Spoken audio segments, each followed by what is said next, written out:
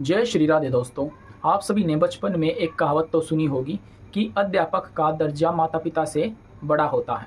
ये हम सभी अच्छे से जानते हैं और हमारे माता पिता भी हमें बचपन में जब स्कूलों में छोड़ के आते थे तो वो अक्सर कहा करते थे। आपसे भी कहा होगा या आपने किसी से सुना होगा। ये बात तो हम सभी अच्छे से जानते हैं कि शिक्षा का हमारे जीवन में कितना महत्व है। शिक्षा हमें यहाँ से यहाँ तक पहुँचा देती है यदि आप अच्छे से शिक्षा को सम्मान देंगे तो।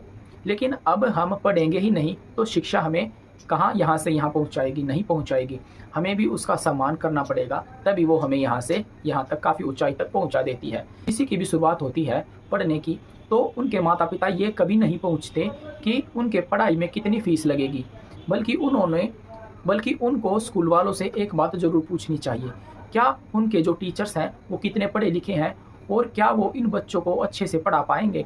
अब मैं आपको बताने वाला हूँ बंगाल की 2016 की एक ऐसी ही झटका लगने वाली घटना। वो इसलिए क्योंकि 2016 में बंगाल में भर्ती निकली थी, जिन भर्तियों की संख्या थी 24,640 पद निकले थे गवर्नमेंट स्कूल में कि यहाँ पर 24,640 लोगों की ज़रूरत है, यहाँ पर पद खाली हैं।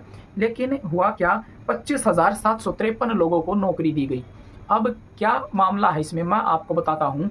1,113 लोगों को ज़्यादा नौकरी दी गई।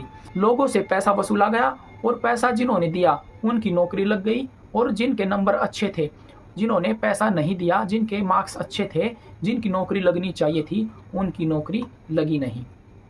ये मामला हुआ बंगाल में। आपको बता दूं कि भारत में भ्रष्टाचार फैलता ही जा रहा है।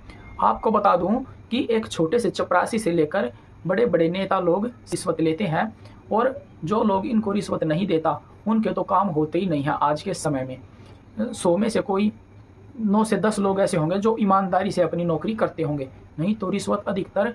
ये भ्रष्टाचार फैलता जा रहा है भारत में।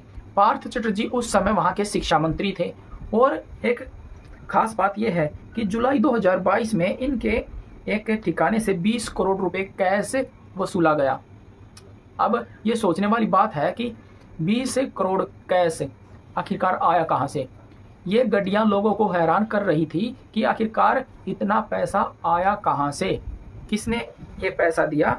पार्थ चटर्जी शिक्षा मंत्री रहते हुए ये घोटाला हुआ है बंगाल में।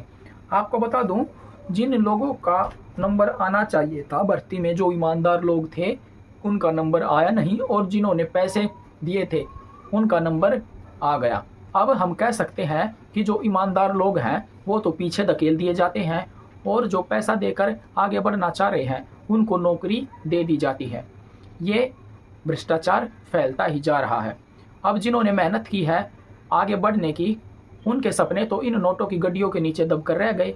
कलकत्ता हाईकोर्ट ने बंगाल के गवर्नमेंट स्कूल में पढ़ाने वाले 25,753 लोगों की भर्तियों को रद्द करने के आदेश दिए थे, जो भर्तियां 2016 में हुई थी। सुप्रीम कोर्ट ने यह कहा है कि जिन लोगों को सिफारिश या रिश्वत के तौर पर नौकरी मिली थी उनको 9 साल की तनख्वाह वापिस सरकार को देनी होगी। अब सोचने वाली बात यह है कि वो लोग तो तनख्वाह को खा चुके हैं, अब वो तनख्वाह वापिस कैसे देंगे।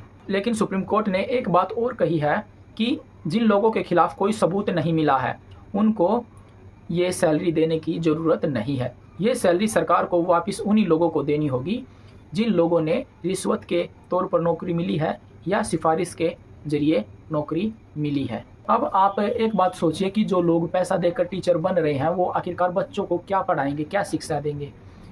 उनको कुछ आएगा ही नहीं तो वो पढ़ाएंगे क्या, किस तरह से वो बच्चों को पढ़ाएंगे, किस तरह का उनका एक्सपीरियंस होगा, ये तो पता नहीं। अब वही लोग जाने। वैसे इसके बारे में आपका क्या ख्याल है, कमेंट करके जरूर बताना। वीडियो को लाइक शेयर एंड सब्सक्राइब जरूर करना। मिलते हैं आपसे अगली वीडियो में। जय श्री राधे।